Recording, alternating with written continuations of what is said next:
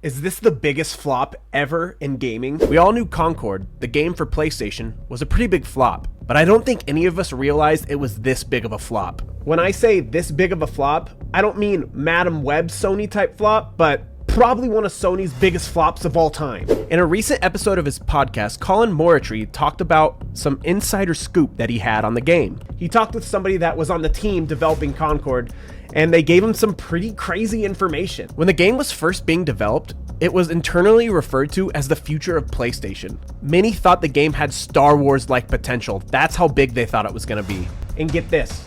In 2023, when the game entered its alpha state, it had already been in development for 8 years and had cost $200 million. That's a lot of money. So the big thing that you really need to know here about this is that Concorde cost about $400 million to make. Oh my God.